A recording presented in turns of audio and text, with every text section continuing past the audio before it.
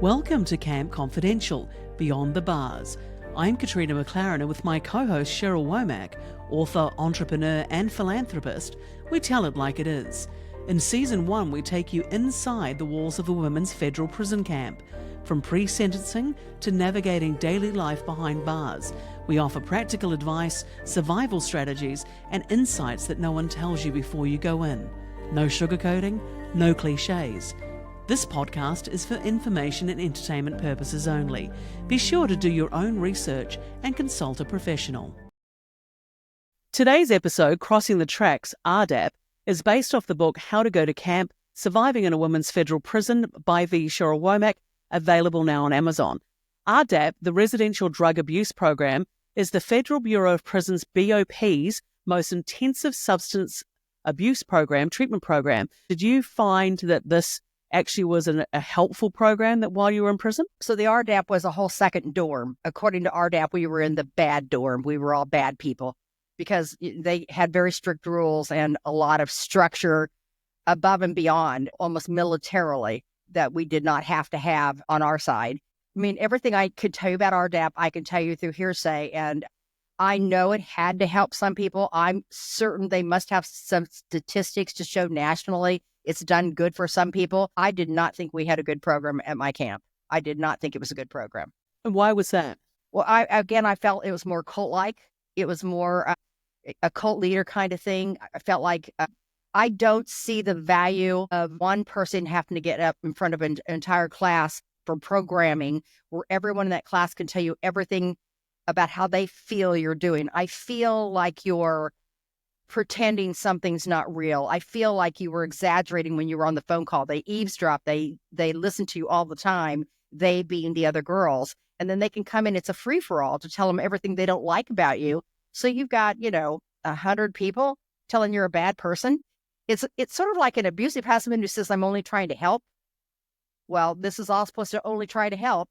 But I would have girls who were there who, if they got called up and it was their turn in the RDAP program, when they came to my class that morning, because they did them early in the morning to start your day, then they'd come in tears, and you knew you weren't going to have a very productive class because they were emotionally distraught.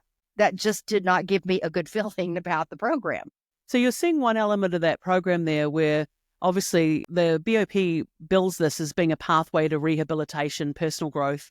But the big incentive for RDAP and for people that have substantial drug users is that this offers a pathway to early release. So if you complete this program successfully, you can potentially qualify for up to a year off your sentence. So for a lot of people, that's a very big motivation to want to participate in this program. Did you find that there was, that there were people out there taking advantage of vulnerable inmates who thought they could qualify for this type of program? So they hold all these caveats out for things that you can happen. You could get an early release into a halfway house if there's availability. So if there's not availability, you're not going to get early release. You could be going through the program, as I saw on several occasions, where you got almost to the end of the program and they failed you out and threw you back into our dorm and you just failed the class. So you've gone through however many months of, in my mind, this torture, and then you just get thrown over into our program and you're bawling and crying because you've gone through this misery and you have nothing. Now, some girls, if they had 10 years, might even try to go back and do it again. There were a lot of caveats to how it was going to let you out. And again, I don't want to say that a program I can't give you an opinion on nationwide, and they must have some statistical proof to show that they're having successes with it. But in our particular program, the failure rate for girls who went into the program and didn't make it to the end was extremely high. And that was very bothersome to me. Again, as a business person, as a teacher, I would watch those and go, somebody should be checking into this program when you've got that many people failing. It was a problem. So for you didn't foresee it as a success in that way? Not in our camp. I just did not in our camp. Now, the other thing is that you'll have people who are preyed upon before they go in, like we were talking about, and you'll have an attorney or somebody who acts like an attorney or a prison pro telling you they can get you good time and get you into the RDAP program. No one can get you into the RDAP program. You must enter into the BOP system, and then the RDAP program will determine if and when you qualify. Only the BOP can do that. So if somebody is hitting you up for money, this girl paid $10,000, $12,000, and she never would have been eligible because she never did drugs. But because she had hid a key to where drugs were, or had a key to where money, she had a key involved somehow. So it pulled her into it, but she never did drugs in her life. And she was not going to get into the program. To me, that was exasperating to see. And I ended up helping her write a lot of letters to help her get her money back. So how does a solicitor prey on an inmate like that in prison? I mean, we're not saying that all solicitors are bad, but she was definitely preyed upon. So how do they find her to be able to make contact with her? Before prison, you're going to prison, you don't know anything about what you're doing, and you're looking for anything that's going to get you out early, and you're Googling. And so it's all over the internet. Right. Okay. So people need to be very aware of that, and maybe it would be smart not to enter into any arrangement like that until you've actually done your research on it. Check out the criteria for what makes you eligible to meet RDAP. The BOP says that RDAP it's gender-specific programming, so that what they're saying is that it includes programs that are tailored for women that have suffered issues like trauma, abuse, co-occurring mental health disorders. So what they're in effect saying is that a lot of people that are on long-term drug abuse, it's because it's stimulated from something that's very traumatic that's happened to begin with, that's led them on that path. Of course. So in their mind, they believe that this is addressing all these issues, and I hope it does, because what a great thing to do. Unfortunately, the rates that you're seeing, though, from you firsthand, and by no means are you a specialist or I, but you're seeing this same repeat cycle for drugs of people going back in. Here's the other point I think you have to make. So I had a guard explain to me when I was a town driver and I was up waiting to take somebody to the bus stop to go to their next destination. She explained to me that when these people, I learned more about drugs and how they feel or how they react to them just sitting there talking to her sometimes. And she said, when they start taking drugs, if they're taking them pretty aggressively at 12 years old, it can stunt your growth for your brain and your logic, where you now could grow up and become a 50-year-old still thinking like a 12-year-old. So what those programs need to do, you can talk about toxic behavior and what you're dealing with and everything else, but you also have to have exercises that stretch your brain and give you different adult exercises for making decisions. People telling you what's wrong with you is not you making decisions to improve your life. Now, I do think they have you journal and come up with some things that you want to improve on your life. And then what they do is they have everybody spying around you to see if you're really doing what you said. Well, that's their interpretation. Another person's, I could tell you I'm going to not have sweets. And for me, not having sweets is I'm not going to have desserts. I'm not going to have a piece of candy, but I might have a smoothie and it's got fruit and stuff in it, and that's sweet. And your interpretation could be, I just broke the rules. My interpretation is I'm right on track. But if I got pulled up, you could tell everybody I broke the rules and I don't follow. It's that simple. There's a thought process involved. I think it's more complicated. And I think they should be working on them making decisions, more baby decisions, baby steps along the way for their life, and practicing those decisions before they start getting called out for those decisions. I think that's, again, I'm totally speaking out of school because what do I know? But I know I can watch the kids in my class grow by giving them things to talk about, having them stand in front of people and learn to communicate, have their own opinion about something, learn to agree to disagree without being mad at each other. These are all skill sets that you have to learn over life. And I didn't see how that was happening there. So what's missing, you think, is some fundamental life skills? Absolutely. Communication skills. Absolutely. And you really have to start there with each of them. And they must have something that addresses those things. It's just like when they do gender specific for their training. I think it's really good they've identified gender specific things that happen. And I think it should be taught to both sexes. Because if my father was abusing me that way and he was in prison, I would want my father to have to take that class to maybe understand how he abused me that he didn't get. Who's telling him what he's doing to abuse me or what he did to his daughter? I think both sexes, for whatever unique to each of them, should be taught across way each other because it gives you a different perspective. And I think you lose a lot of value in what's going on when you're not getting the other. I can't tell you the times there's an argument and you and I might disagree upon something and then you'll explain something and I'll go, well, I never thought about it that way. And it changes everything. Well, I don't see that happening here. Well, it's true. Everyone has differing opinion on things. So how do you think if you were sitting back there as an inmate How did you see an average person in RDAP's day? How did their day unfold? How did it begin? How did it end? They had to get up Monday through Friday, sometimes Saturday mornings, but Monday through Friday at 5:30 in the morning, fully dressed in makeup, fully in their greens, have their bed made, everything ready. They did some programming and did some of their things, like at right after breakfast in the morning at 6:30. So by 7 o'clock, they're programming so that, or maybe 6:30, they're programming so that they can come out and start having day jobs and doing other things that they do. And again, they had more spots in the dorm than they had people in the program. So it could be the program was full and you might come live in the dorm in anticipation of getting into the program. And you might break enough rules just waiting to get in the program that you never get in the program. You get thrown back into the other dorm. But you've lived this cult life, I'll call it, being loose and catty, this cult life that you're living in the hopes of getting in there.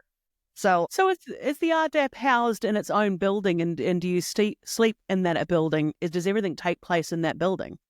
Well, the cafeteria's there for everybody, but they eat separately. So RDAP has its own dorm, and then everybody else is in the other dorm. But RDAP has their own, they share in classes in education, but they do their own exercise programs together, but they can do it together. The other thing at our camp I noticed was that you were treated like you were in the bad dorm. You're not even supposed to talk to them. They could get in trouble. I could see girls nervous about coming to see somebody maybe they came in with when they came in and you went to RDAP and they're in the other program. And if you stood outside and asked somebody to go in and find that person, you didn't want them to know you were doing that because you could get called up by somebody because you're talking to somebody in the regular dorm. What surprises me as we've gone through this process and talking about different things is the different forms of segregation that is in prison, whether it's through the programs, race, obviously gender, sexuality. There's just so many ways to segregate people. And the camp is the most minimal of segregation. Each of the other prisons that become more difficult have more segregation. Cheryl, did you see with any first-hand experience that any of these women were getting out earlier? Did you see anyone get their sentence reduced while you were there because they were a participant of RDAP? I heard of people getting their sentence reduced. I also saw where they finished and they had to come back over to our dorm because there wasn't a place for them to go next. So they got out earlier, but not as early as they were promised. Because again, there's very, very often is not a halfway house you're going to go to for 12 months, which is one of the things they promise. It's just that much time is usually not available.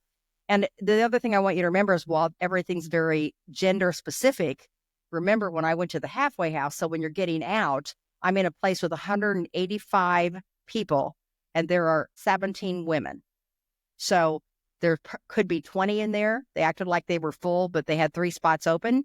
So you've got 20 women who can get in through the RDAP or however else in this program of 185. So there's always less available for women too.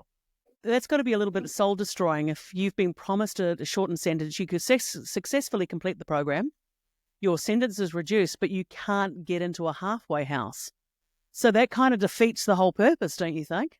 I think the only thing that was more soul destroying for these women is that they got close to the end of it and then got thrown out. But either way, getting to the end of it and not getting out as early as you had hoped it would be, because in your area they didn't have the availability, or getting thrown out and put back into the program where you lost all your 12 months, but maybe you did all but 1 month of your time in this program and then got flunked. How could you be thrown out of this program? Obviously, I think taking drugs would be the most obvious, but what examples? Anything I tell you, I'd be guessing. I don't know. I can't take. I know that the counselors and the specific RDAP counselor and everybody made those determinations, but often those women were thrown out of programs. Often. You said in the past that there is still a real problem with drugs in prison, unfortunately, in a culture of drugs in prison. Did that appear in the RDAP program and that side of the prison as well? Well, here's what killed me. Anytime word got out there were drugs on the campus, they always ended up getting found in the RDAP side, the side they're supposed to be learning not to take drugs. Now, I guess if you think about it, it makes sense because those are the people who are more prone to drugs and more trying to fight the behavior of it. So in some ways, it's just a vicious circle that does keep perpetuating as it goes on. Again, I think until you get to some more behavioral things more at the bottom that develop your self-esteem and help you think in the thought process. And I think some of those things are intended to do it. I just, to me, getting up in front of everybody and not sharing what you think you've succeeded in. I mean, you can see some real testaments of people who've gone through it and feel like they've really learned something about themselves and understand why they've done some of the things they've done. And I do believe it can probably do some of those things to help you understand yourself more. But I'm not sure it fundamentally grew you enough to really be comfortable in your skin, have more self-confidence, learn more about your skill sets and what you might be able to do in the world. I mean, these are things that you have to know to get back into the real world. Just knowing you're off drugs didn't do anything to put you in the real world. Do you think confidence is a big issue there for women? I think it's for either men or women. I think it's one of the biggest issues. It's huge. I mean, confidence for them to do anything, to sign up, take a class, to stand up and give a presentation, to have the nerve to go up and ask somebody something. Sometimes somebody bullies you or they're mean to you because they're nervous just about talking to you as a stranger. So again, those are the kinds of, a lot of people who are in prison have not had good communication skill sets to be able to approach other people. And those are some fundamentals. I mean, you could almost go back to the fundamentals that you learn in grade school of, how to get along with everybody in community. And again, they have a thing called community where they get together, and I'm sure they do other things. I just got to hear about the horror one of where they pull them all up. And I got to hear woman after woman tell me it's just a cult. And it just left a very bad taste in my mouth, where I'm sure somebody can come and tell me some of the wonderful things it's done, but I didn't see it at my camp. When you say it's just like a cult, obviously that doesn't promote positive connotations. Not So for me. how do you see that they were like a cult? And what was it, a behavior, the way they behaved, or the way they were segregated? The way you were segregated and the way you had to do everything at exactly certain times in certain ways. And if you fell out of sorts of one day you didn't wear your makeup and you're supposed to wear your makeup every day, then you could get called up for that. I mean, that's what a cult does. When everything you do has to be by the book to the T, that's indoctrination. When you have to do everything step by step by step, no free thinking. Now tell me where your free thinking is. If step by step they've given you these rigid rules, and maybe if you're on drugs that bad, you need that rigid rule. I don't know. I mean, I could be wrong, and I'm hoping this is helpful to somebody, but I can only give you my impression from teaching, from taking them as town driver, and really getting to spend a lot of time with RDAP women. Some of them were just destroyed by the process of going through there. And some of them felt really good about getting out of there. But that was probably as many as were destroyed at one end were probably as many as who were excited about getting out at the other. And very few at each end, a lot of people stuck in the middle.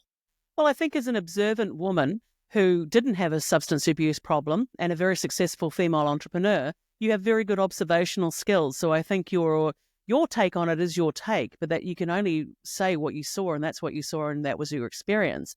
And I grew up poor, and I grew up with absolutely no confidence. It took me to my 50s and 60s to really have true self-confidence and esteem that I needed above and beyond to learn to try things out of my comfort level. So again, it's hard for a person who's got low self-esteem issues or confidence issues to take on new things and to challenge themselves. And the good thing about a business is you have to take those on, but that doesn't mean it takes care of everything in your personal life. Well, that's an interesting point, because you actually came from probably a very similar socio-economical background as a lot of these women. Yes. You did grow up poor, and your start in life was absolutely not great. And about a third of my family was on drugs, to the point where one brother lost 2 sons to drugs, one being shot and the other overdosing. Well, that was going to be my question. Were you never tempted by the lure of drugs and its false profit? I never was tempted by cigarettes. I didn't want any part of any of it. I just didn't. And my dad always used to say, this is terrible, but I had a very strict dad, and I was one of the older kids. And my dad would say, if I even think you've had a hint of alcohol, I'll fill you up with a couple boxes of X-Lax and you'll never forget it. That's all I needed. You had a very strict upbringing in your own private life as well. So do you think that shaped maybe your lack of confidence, but not heading down a drug path? I don't know. I mean, probably I was more, when I was younger, afraid of my shadow a little more, didn't want to do things I'm not going to say I was always lippy and always, testing boundaries and things, but there are other things that made me nervous and I wouldn't get out of line for. I was like the boys got put in the back of the classroom for not getting their homework done. I'd be, but If it was going to catcall another woman in the class or fight with another girl in the class, it wasn't going to happen. I wasn't going to do it. I didn't have the confidence to think I could go tell somebody to their face, what I thought about them. So people grow in different levels with different things. And again, very poor family, had to self-raise ourselves as kids. We raised ourselves as kids. I probably got a little more maturity because I had to raise the younger set of kids from a very large family. So as the first set out of 11 of us, the first half became the adults and people who looked out for the second half. And that probably helped us mature a little bit more. In some ways, I was extremely mature beyond my years. In other ways, if you could look past and see the frightened person. I went to college and my husband came once and found me sitting in the closet in our apartment because I'd had a really bad day in college. And even though I passed and was going to the next semester, I felt really stupid that day. And, I was very fortunate to have this first husband who is still a good friend.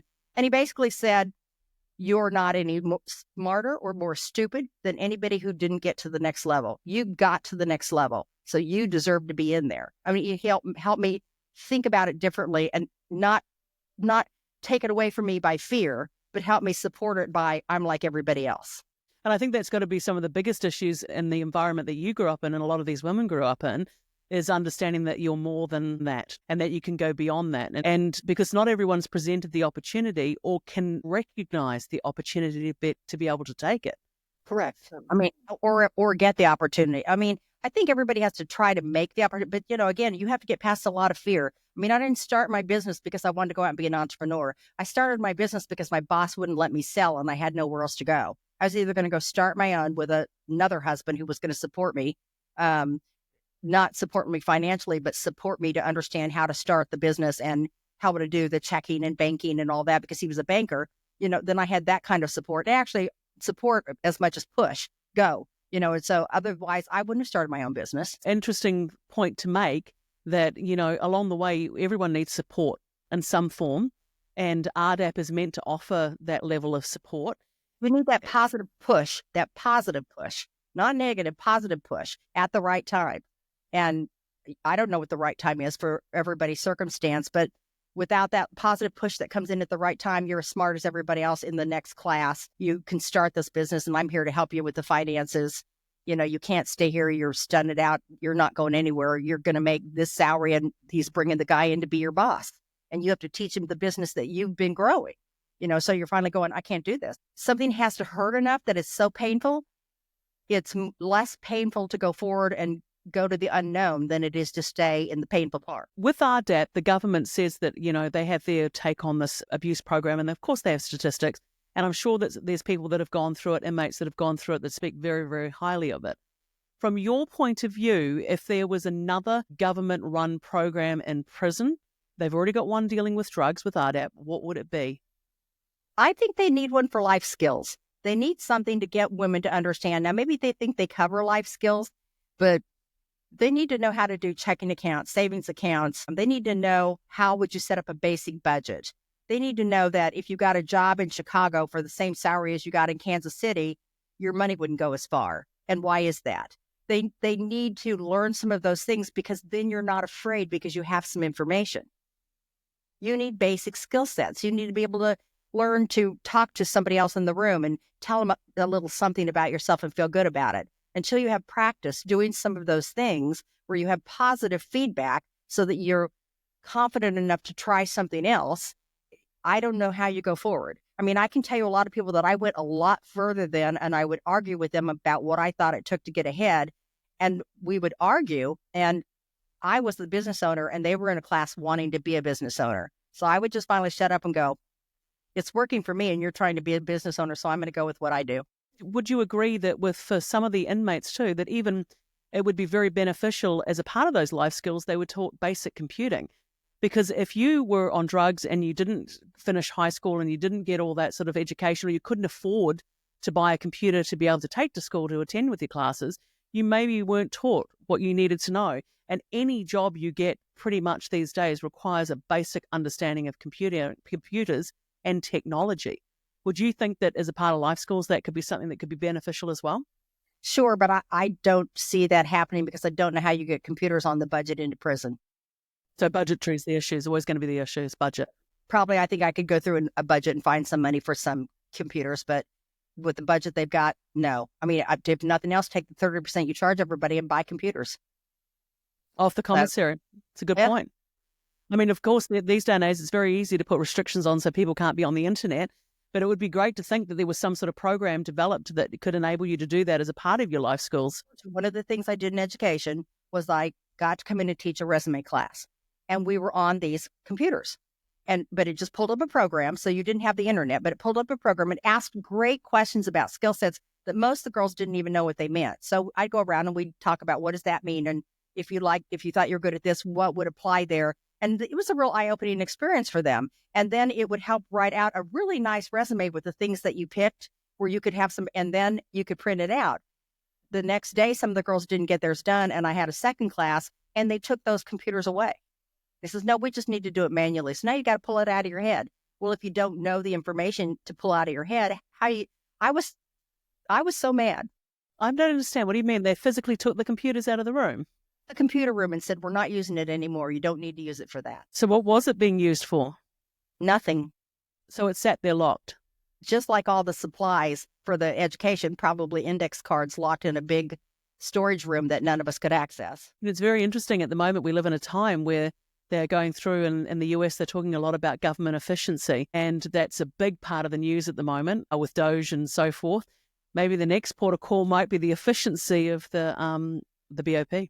Well, again, remember, when they have somebody go in there and tour, they go to a lot of trouble to make sure that they put certain people who are inmates, if inmates at all, and not just the COs and other people, to meet the visitors, whether you're from a high school, whether you're another campus, whether you're a business, looking at it. So they bring people who are going to give them the right answers and not what they really need to know. We're by no means saying that RDAP should not be entered into. We believe if you've got a drug issue or a problem, that you should absolutely be looking for any bit of help that you can get to change your life.